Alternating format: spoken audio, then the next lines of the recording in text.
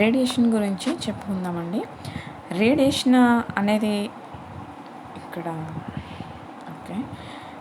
The term radiation applies to the emission and propagation of energy through space or material medium. Second point, radiation may be electromagnetic radiation, particle radiation. When radiation passes through matter, it may interact with the material, transferring some or all of its energy to the atoms of that material. ఇక్కడ చూసినట్లయితే radiation అనేది ఒక energy అండి. అది space ద్వారా కానీ లేదా ఒక మెటీరియల్ మీడియం ద్వారా అది పాస్ అవుతుంది అన్నమాట. మనకి ఏంటి అని అంటే రేడియేషన్ 2 రకాలండి. ఇది ఫస్ట్ ఆఫ్ ఆల్ ఏంటంటే ఇది ఒక ఎనర్జీ ట్రాన్స్ఫర్ చేస్తుంది. ఓకేనా. సో రేడియేషన్ అనేది 2 రకాలుగా మనం చెప్పుకుంటే electromagnetic radiation and particle radiation అండి. మనకి ఎలక్ట్రోమాగ్నెటిక్ రేడియేషన్ అంటే మనకి ఏమొస్తాయి అని అంటే రేడియో వేవ్స్, అలాగే microwaves, infrared, visible light, ultraviolet rays, X rays, gamma rays ఇవన్నీ కూడా ఎలక్ట్రోమాగ్నెటిక్ రేడియేషన్లోకి వస్తాయి. వేరే పార్టికల్ రేడియేషన్ అనేది ఏంటి అని అంటే alpha radiation and beta radiation, proton, neutron ఇవన్నీ కూడా పార్టికల్ రేడియేషన్ కింద వస్తాయన్నమాట. ఇంకా థర్డ్ పాయింట్ చూసుకున్నట్లయితే when radiation passes through the matter it may interact with the material transferring some or all of its energy to the atoms of that material. ఏ material అయినా first of all దాంట్లో atoms అనేవి ఉంటాయండి. So ఎప్పుడైతే energy అనేది pass అవుతుందో అప్పుడు ఏమవుతాయంటే వాటిలో మూమెంట్ అనేది జనరేట్ అవుతుంది. సో మూవ్ అవ్వడం వల్ల కైనెటిక్ ఎనర్జీ అనేది డెవలప్ అవుతుందండి వాటి మధ్యన. సో డెవలప్ అయిన తర్వాత దాన్ని బట్టి ఏమవుతుంది అంటే లైట్గా చార్జ్ అవి యాటమ్స్ ఎనర్జీ అనేది రిలీజ్ చేస్తాయి. సో మనకి అక్కడ ఎలక్ట్రికల్ అండ్ మ్యాగ్నెటిక్ ఫీల్డ్స్ అనేవి జనరేట్ అవుతాయి. దాన్ని బట్టి మనకి ఏంటంటే రేడియేషన్ అనేది ఎగ్జిబిట్ అవుతుంది అన్నమాట. అంటే ఇందులో కూడా మనకి 2 రకాలుగా ఉన్నాయండి. ఒకటి ఏంటంటే అయోనైజింగ్ అండ్ నాన్ అయోనైజింగ్ అన్నమాట.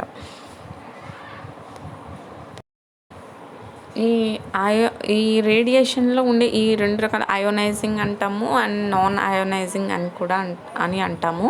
సో అయోనైజింగ్ అంటే ఏంటి అని అంటే ఎలక్ట్రాన్ని బ్రేక్ చేస్తూ వెళ్ళిపోతుంది అన్నమాట. సో ఆ బాండ్ని బ్రేక్ చేస్తూ పోతుంది. సో ఈ అయోనైజింగ్లో ఏమొస్తాయి అంటే ఎక్స్రేస్, గామా రేస్ ఇవన్నీ కూడా అయోనైజింగ్లోకి వస్తాయి అన్నమాట. సో ఈ ఎలక్ట్రోమాగ్నెటిక్ రేడియేషన్ అంటే ఏంటి, ఈ ఎక్స్రేస్, అల్ట్రావైలెట్ ఇవన్నీ ఏంటి అనేది కొంచెం కన్ఫ్యూజన్గా ఉండే. ఎందుకంటే ఫిజిక్స్కి సంబంధించింది కదా, మనకి పెద్ద దాని గురించి ఇన్ డెప్త్ కూడా మనకు అవగాహన ఉండదు. ఆల్రెడీ మనం చదువుకుంటాం బట్ ఇన్ డెప్త్ మనం వెళ్ళాం కదా. సో ఇదంతా కూడా ఒక ఫ్యామిలీకి సంబంధించిందేనండి. ఈ ఎలక్ట్రోమాగ్నెటిక్ రేడియేషన్, ఎక్స్రేస్ ఇవన్నీ కూడా ఈ రేస్ అన్నీ కూడా ఒక ఫ్యామిలీకి సంబంధించిందే. ఏంటంటే మీకు సింపుల్గా అర్థం కావాలి అని అంటే నేను ఒక చిన్న ఎగ్జాంపుల్ చెప్తాను, దాన్ని బట్టి అర్థం చేసుకోండి. ఒకటి ఏంటంటే ఇప్పుడు సాధారణంగా మనం అరటి తోట అంటాం కదా, అరటి తోట నాటుతారు కదా. సో అరటి చెట్టు నుంచి మనకి అరటికాయలు అనేది వస్తాయి. ఇవి అరటి పళ్ళు కింద మారుతాయి కదా. సో దీంట్లో కూడా చక్కెరకేళి, అమృతపాణి ఇలా డిఫరెన్స్ అనేవి ఉంటాయి. అవన్నీ కూడా అరటి చెట్టు నుంచే వస్తాయి. బట్ దేన్ని బట్టి మనం ఇది అమృతపాణి లేకపోతే ఇది చక్కెరకేళి అలా డిఫర్ చేస్తాము అని అంటే దాని యొక్క టేస్ట్ కావచ్చు, దాని యొక్క సైజ్ కావచ్చు, లేకపోతే దాని యొక్క కలర్ కావచ్చు, దాన్ని బట్టి అలా కేటగరైజ్ చేస్తాం కదా డిఫరెంట్గా. అలాగే మామిడి తీసుకున్నా సరే అలాగే కదా, బంగినపల్లి అంటాం, వేరే వేరే విధంగా చెప్తాం కదా. సో దేన్ని బట్టి మనం చెప్తాము అని అంటే వాటి యొక్క టేస్ట్ని బట్టి, సైజ్ని బట్టి, షేప్ని బట్టి, కలర్ని బట్టి, దాన్ని బట్టి మనం డిఫర్ చేస్తాం. అదేవిధంగా కాకపోతే అదంతా ఒకే ఫ్యామిలీ కదా. సో అదేవిధంగా ఈ ఎలక్ట్రోమాగ్నెటిక్ రేడియేషన్ ఎలక్ట్రోమాగ్నెటిక్ రేడియేషన్లో ఇవన్నీ కూడా ఉంటాయన్నమాట. రేడియేషన్‌లోనే ఇవన్నీ కూడా ఉంటాయి.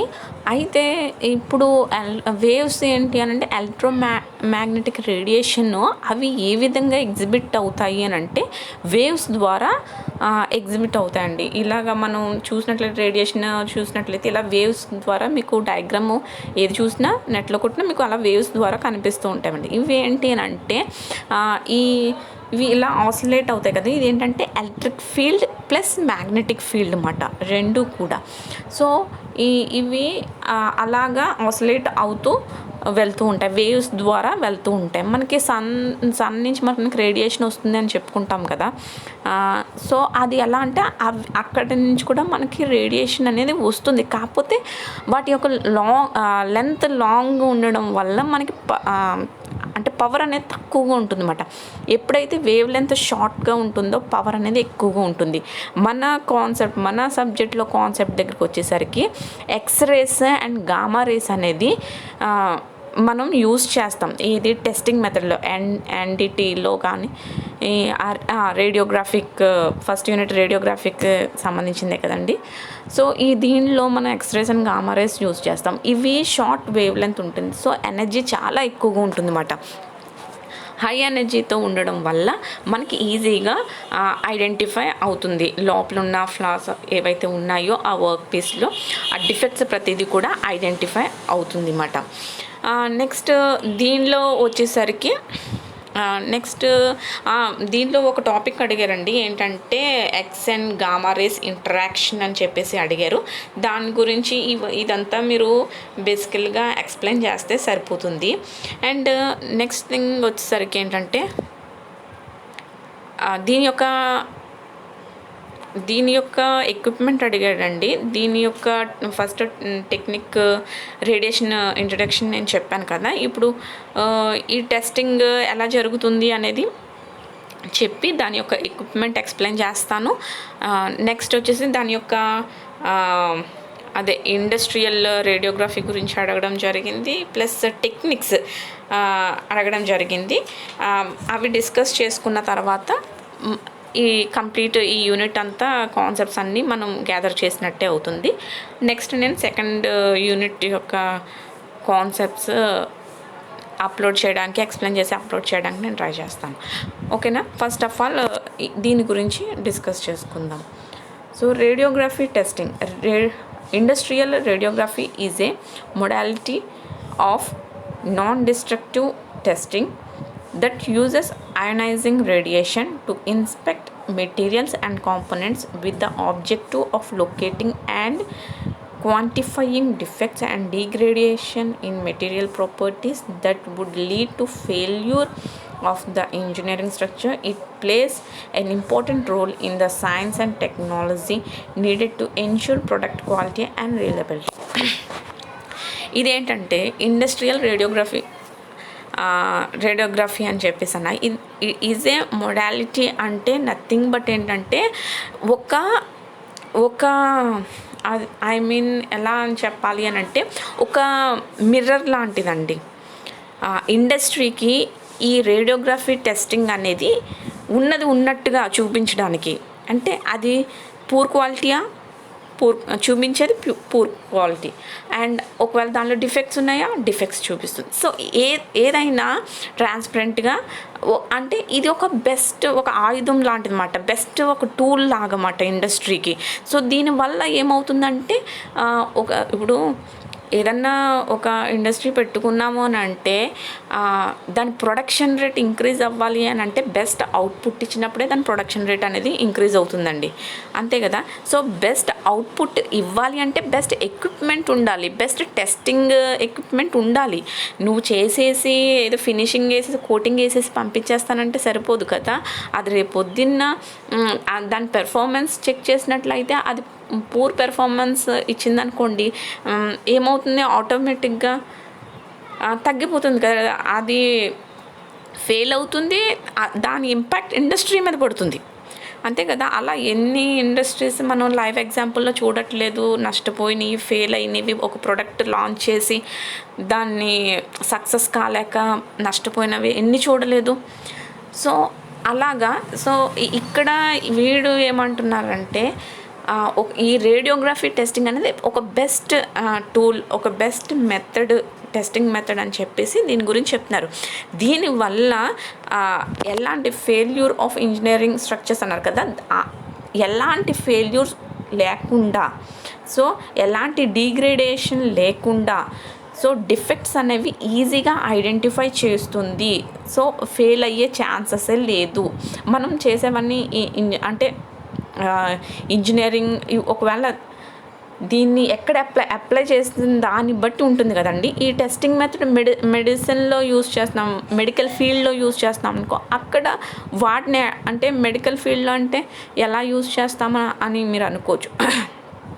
అంటే అక్కడ టెస్ట్ స్పెసిమెన్ ఏంటి అని అంటే మనిషి, అంతకుమించి ఏం కాదండి. ఫర్ ఎగ్జాంపుల్ బైక్ మీద వెళ్తూ ఉంటారు కదండి, ఒక యాక్సిడెంటే అయ్యిందనుకోండి, అయినప్పుడు వెంటనే చూపించదు. యాక్సిడెంట్ అయినా, ఏమైనా ఫ్రాక్చర్ అయినా, కాల్ ఫ్రాక్చర్ అయినా వెంటనే చూపించదు.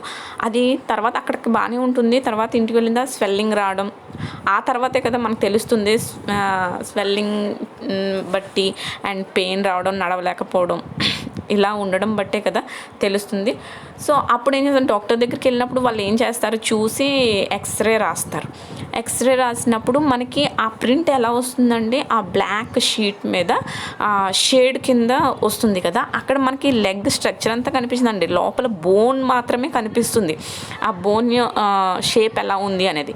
అక్కడ మనకి కలర్ డిఫరెన్స్ చూస్తాం. అంటే మొత్తం షీట్ అంతా బ్లాక్గా ఉన్న లోపల కొంచెం లైట్ షేడ్తో వైట్గా, అంటే వైట్ అంటే కంప్లీట్ వైట్ కాదు, లైట్ వైట్ కలర్గా బోన్ అనేది కనిపిస్తుంది.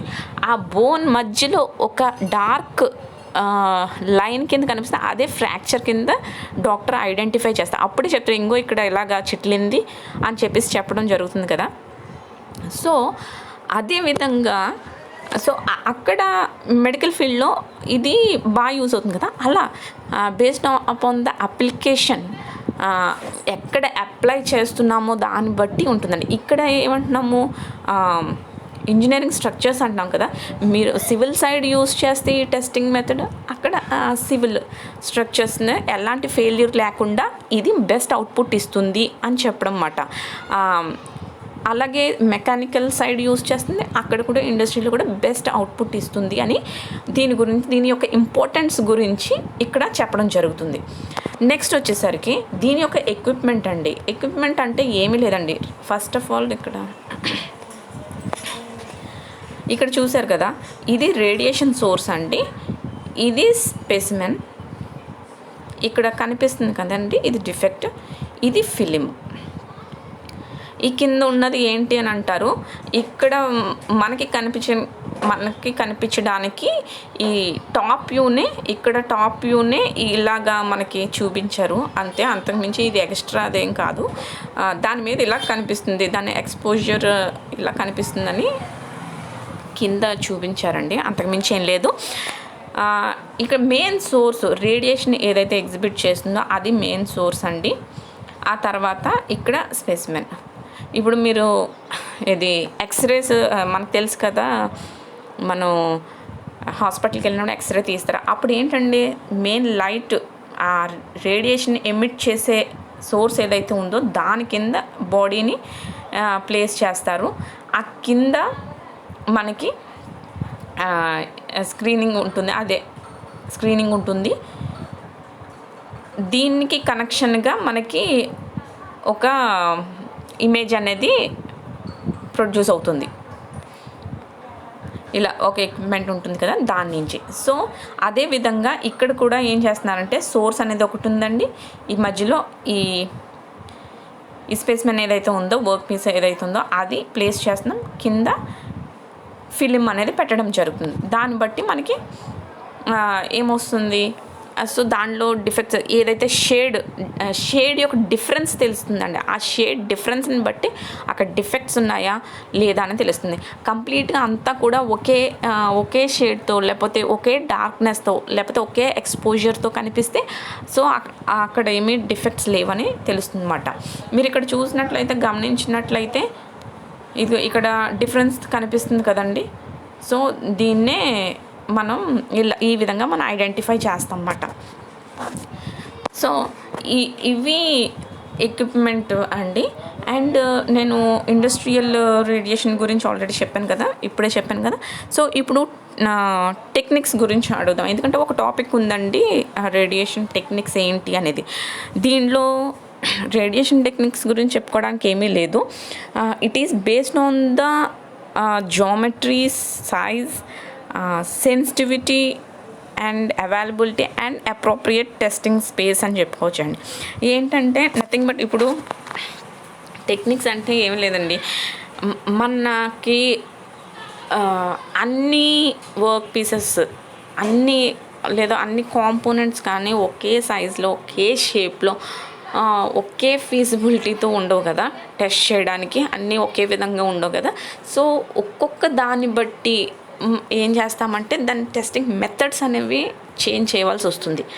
సో ఆ కేటగిరీలో చూసుకున్నట్లయితే రేడియోగ్రఫీ టెస్టింగ్లో కూడా ఈ టెక్నిక్స్ అనేవి ఇన్వాల్వ్ చేశారన్నమాట.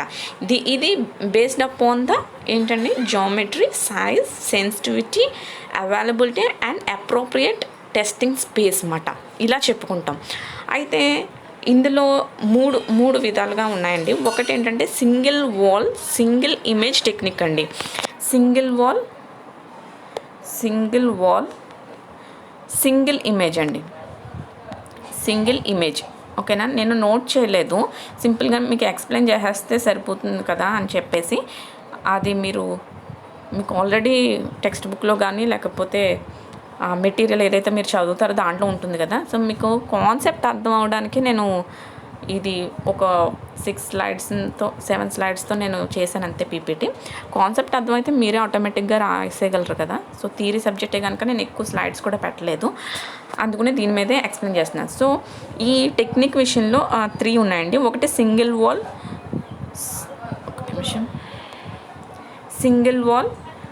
సింగిల్ ఇమేజ్ టెక్నిక్, ఓకేనండి. ఇది ఒకటి single wall single image technique.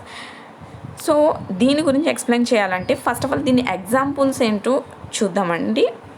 First thing ఏంటంటే ప్లేట్స్, సిలిండర్స్, షెల్స్, అలాగే లార్జ్ డయామీటర్ పైప్స్ అండి. ఇవన్నీ కూడా ఈ టెక్నిక్లోకి వస్తాయి. అంటే ఈ టెక్నిక్ అనేది వీటికి అప్లై అవుతుంది అని చెప్పడం అన్నమాట. వాటికి ఎందుకు అప్లై అవుతుంది అంటే దీనిలో ఈ నేమ్లోనే ఉందండి సింగిల్ వాల్ అని. ఇవేంటంటే మనం ఏం చెప్పుకున్నాం, సోర్స్ పెడతాము, స్పెసిమెన్ పెడతాము, కింద ఫిల్లింగ్ పెడతాము. సో ఇవన్నీ ఏవైతే ప్లేట్స్,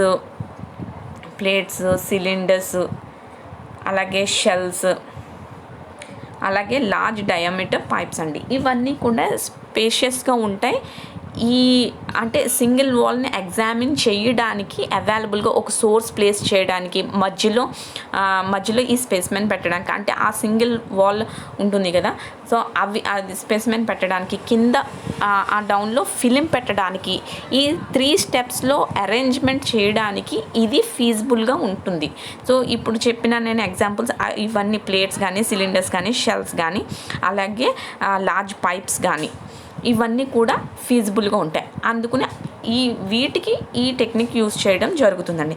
సెకండ్ వచ్చేసి డబల్ వాల్ పెనిట్రేషన్ టెక్నిక్ అండి. సెకండ్ వచ్చేసరికి డబల్ వాల్ పెనిట్రేషన్ టెక్నిక్ అండి. ఈ డబల్ వాల్ పెనిట్రేషన్ టెక్నిక్ ఏంటంటే ఇవి కాకుండా ఏవైతే ప్లేట్స్ ఇవి కాకుండా ఉన్నవన్నీ కూడా డబల్ వాల్ పెనిట్రేషన్ టెక్నిక్లోకి వస్తాయండి. ఎందుకంటే ఈ రేడియోగ్రఫీ టెస్టింగ్ అనేది వీటికి ఏం చేయాలంటే డబల్ వాల్ని ఎగ్జామిన్ చేయవలసి వస్తుంది, సింగిల్ వాల్కి సరిపోదు అన్నమాట. సో వాటి యొక్క థిక్నెస్ని బట్టి, లేకపోతే వాటి యొక్క డయామీటర్ని బట్టి, లేకపోతే వాటి యొక్క కాంప్లెక్సిటీని బట్టి, అంటే షేప్ కానీ వాటి యొక్క డిజైన్ బట్టి, దాన్ని బట్టి ఏంటంటే కొన్ని ఎగ్జామిన్ చెయ్యాలి. బట్ ఏమవుతుంది, ఫీజిబుల్ అవ్వదు. సింగిల్ ఇమేజ్ టెక్నిక్కి ఫీజిబుల్ అవ్వనప్పుడు ఏమవుతుంది, మనం ఈ మెథడ్ యూజ్ చేస్తాం అన్నమాట. నెక్స్ట్ థర్డ్ వన్ వచ్చేసి ఫ్లోరోస్కోపిక్ టెక్నిక్ అండి.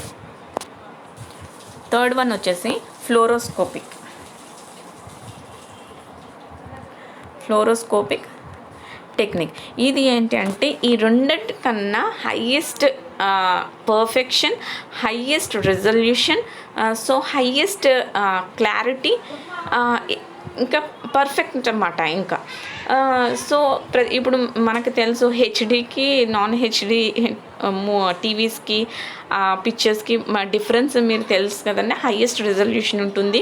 మనం కెమెరాస్లో కూడా మొబైల్ కెమెరాస్ పాత మొబైల్కి కొత్తగా వస్తున్న హెచ్డి క్లారిటీతో వస్తున్న వాటికి చాలా హైయెస్ట్ పిక్సెల్ ఉన్నవి ఇంకా క్లారిటీగా ఉంటుంది కదండి. ఎంత లాంగ్ ఇమేజ్ అన్నా దగ్గరగా చూడడం ఈ విధంగా ఉంటుంది కదా. సో అంతేమాట. సో దీనికి ఎక్కువ రిజల్యూషన్ ఉంటుంది. సో ఇంకా బాగా బ్రైట్గా మనకి ఈచ్ అండ్ ఎవ్రీథింగ్, ఇంకా డిఫెక్ట్స్ ఏదైనా ఫ్లాస్ ఉన్నా అది ఈజీగా ఐడెంటిఫై చేయగలే క్యాపబిలిటీ దీనికి ఉంటుంది అన్నమాట. సో ఈ 3 టెక్నిక్స్ అండి. సో ఇదండి దీని గురించి ఫస్ట్ యూనిట్ సంబంధించింది. మీరు ఇంకా ఎలాబొరేట్గా రాసుకోవాలి అనుకుంటే అది మీ ఇష్టము. అండ్ అప్లికేషన్స్ వచ్చేసరికి రేడియోగ్రఫీ సంబంధించిన అప్లికేషన్స్ వచ్చేస్తే మీరు రాయొచ్చు. ఎనీ టైప్ ఆఫ్ సాలిడ్ మెటీరియల్ని ఇది ఎగ్జామిన్ చేయగలదు. అంటే ఫెర్రస్, నాన్ ఫెర్రస్ అలాయ్స్ కానీ, నాన్ మెటాలిక్ అండ్ కాంపోజిట్స్ ఏవైతే ఉన్నాయో మెటీరియల్ కాంపోజిట్స్, దేనికైనా ఇది ఎగ్జామిన్ చేయగలదు. వాటి యొక్క డిఫెక్ట్స్ని ఐడెంటిఫై చేయగలదు అని చెప్పేసి. అండ్ దీని యొక్క అడ్వాంటేజెస్ అండ్ డిసడ్వాంటేజెస్ చెప్పుకోవాలి అంటే, డిసడ్వాంటేజెస్ ఫస్ట్ చెప్దామండి. ఫస్ట్ థింగ్ ఏంటంటే ఈ ఎక్స్రేస్ అంటే షార్ట్ వేవ్ లెంత్తో ఉండడం వల్ల హైయెస్ట్ పవర్ ఉంటుంది. హై పవర్ ఉండడం వల్ల హెల్త్ ఇష్యూస్ అనేవి హెల్త్ ఇష్యూస్ ఎక్కువగా వచ్చే ఛాన్సెస్ ఉంటుంది. అండ్ సెకండ్ డిసడ్వాంటేజెస్ ఏంటంటే ఎక్కువ థిక్నెస్ ఉన్న మెటీరియల్ ఏదైతే ఉందో, థిక్నెస్ ఎక్కువ ఉన్న వాటికి ఇది అంత సూటబుల్ కాదన్నమాట ఈ రేడియోగ్రఫీ టెస్టింగ్ అనేది. అండ్ అడ్వాంటేజెస్ గురించి చెప్పుకున్నట్లయితే ఏ టైప్ ఆఫ్ మెటీరియల్, అటు ఫెర్రస్ అయినా నాన్ ఫెర్రస్ అయినా ఎనీ కాంపోజిషన్ అయినా ఏ టైప్ ఆఫ్ మెటీరియల్ అయినా ఇది ఈజీగా ఐడెంటిఫై చేస్తుంది. అలాగే ఏంటంటే ఇది అన్ని వాటిలో మ్యానుఫ్యాక్చరింగ్ ప్రొడక్ట్సే కాదు, క్యాస్టింగ్లోని, వెల్డింగ్లోని, సోల్డరింగ్, బ్రేజింగ్, ఏదైనా సరే జాయింట్స్, వెల్డింగ్ జాయింట్స్ ఉంటాయి కదండి, వాటిని కూడా ఎగ్జామిన్ చేస్తుంది. దేన్నైనా ఇది అటు జాయింట్సే కాదు, మ్యానుఫ్యాక్చరింగ్ ప్రొడక్ట్సే కాదు, దేన్నైనా ఎగ్జామిన్ చేస్తుంది అన్నమాట. So thanks for watching. త్వరలోనే సెకండ్ యూనిట్ వీడియో అనేది అప్లోడ్ చేయడం జరుగుతుంది. Thank you.